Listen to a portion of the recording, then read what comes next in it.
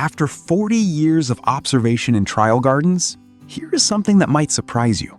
More perennials die in July than in any other month of the gardening year, and almost none of them die from the heat itself. Welcome back to Cultivel. They die because well-meaning gardeners, people who genuinely love their plants, accidentally sabotage them while trying to help. Today, I am walking you through 6 mistakes that are quietly killing perennials in gardens right now, and the fixes you can implement tonight before the sun goes down. One of these stories involves 6 years of bee balm dying in 5 days. Stay with me. Let's go.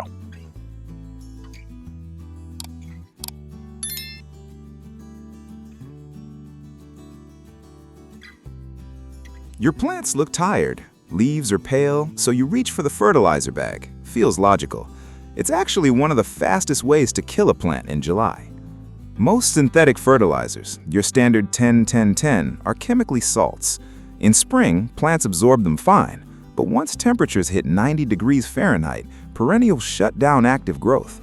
They can't process those salts anymore. So instead of feeding the plant, the fertilizer pulls moisture out of the root tissue. That's fertilizer burn.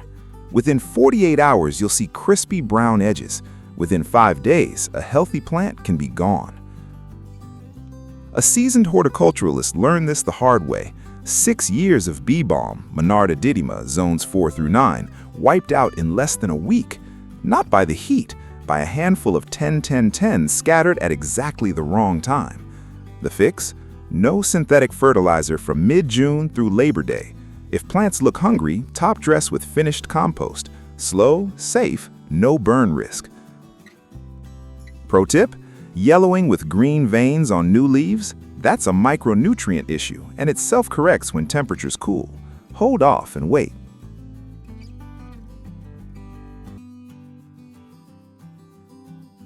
Unmulched soil in July sun reaches 120 to 140 degrees Fahrenheit at the surface.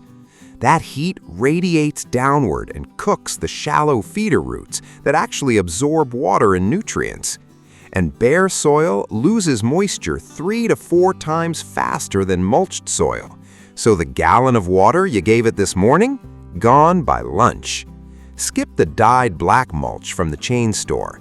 The carbon black pigments suppress soil biology. Skip landscape fabric entirely. It suffocates your perennial beds over time. The fix? 2 to 3 inches of natural, double-shredded hardwood mulch.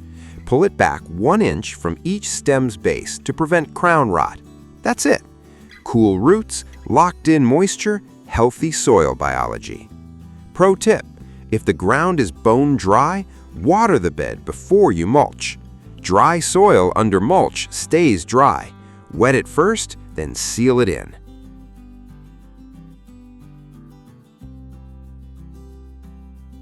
When flowers fade, most gardeners walk past and assume the season is over. It's not over. It's waiting for you to pick up a pair of pruners. When a perennial forms a seed pod, it sends a signal through the whole plant. Mission accomplished, shut it down. Energy shifts to seed maturation. Flowering stops. But if you remove spent blooms before seed sets, deadheading, you send the opposite signal. Not done yet, try again. And it does. The July workhorses that reward this most. Salvia, Salvia nemorosa, zones 4 through 8. Cut back hard after first flush. Watch it explode again. Catmint, Nepeta exfasani, zones 3 through 8. Bulletproof rebloomer. Bees love it. Coreopsis, or tick seed, Coreopsis verticillata, zones 3 through 9, wave after wave of yellow. Veronica, or speedwell, Veronica spicata, zones 3 through 8, tall purple spikes that repeat beautifully. Yarrow, Achillea millefolium, zones 3 through 9, drought-tolerant, generous rebloomer. Hardy geranium, Geranium magnificum, zones 4 through 8, cut back by half after first bloom for a full second flush. Daylily, Hemerocallis species, zones 3 through 9. Each flower lasts 1 day. Snap off spent blooms daily. The fix, 1 10-minute walk with pruners every week. That's all it takes. Pro tip, for Salvia and Coreopsis, cut the whole stem back to the nearest lateral bud, not just the flower tip. You'll get a faster, fuller rebloom.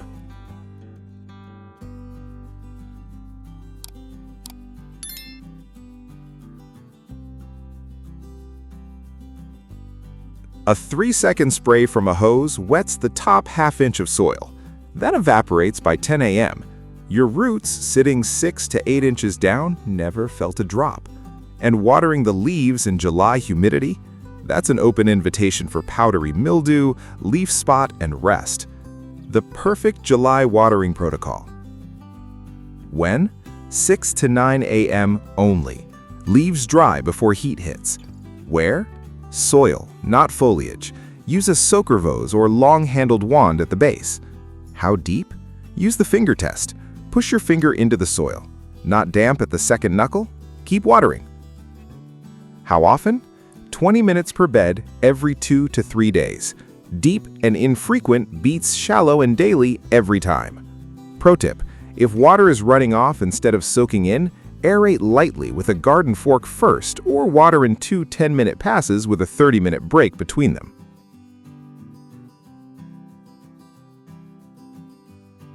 July afternoons are calm. July evenings can bring 60-mile-per-hour gusts out of nowhere.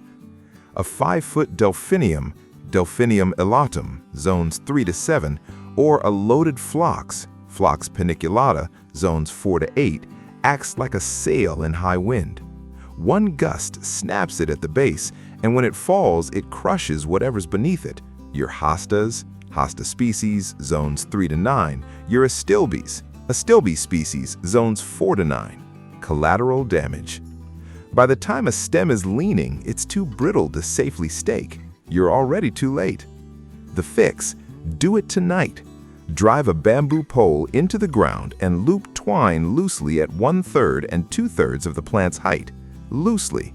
The plant must be able to sway, just not fall. Pro tip, no stakes on hand? A tomato cage slipped over a bushy perennial like bee balm or phlox gives instant 360-degree support without a single tie.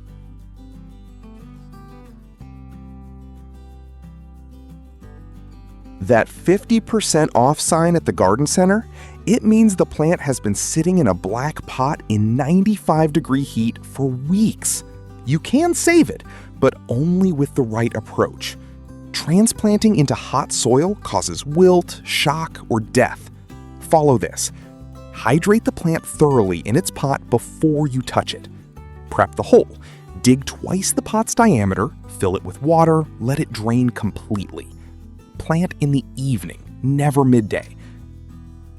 Water every other morning for the first 2 weeks. Pro tip, rig a temporary shade cover, even a patio umbrella, for the first 5 to 7 days. Cutting light intensity by 30% during establishment can be the difference between life and death for a July transplant.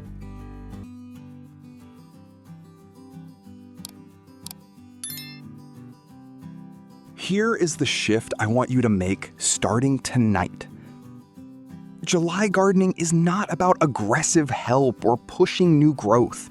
It is a season of protection, patience, and the strategic use of your pruners. Shift your focus from feeding to protecting.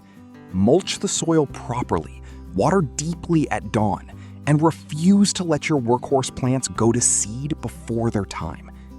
Walk your garden tonight before the sun goes down. Which of these 6 mistakes have you been making without realizing it? You still have time to fix it. Drop in the comments which mistake hit closest to home. I genuinely want to know. Like the video if this saved you from making one of these mistakes, and subscribe to Cultivel for more content on keeping your garden alive through the toughest month of the year. I'll see you in the next one. Happy growing, everyone.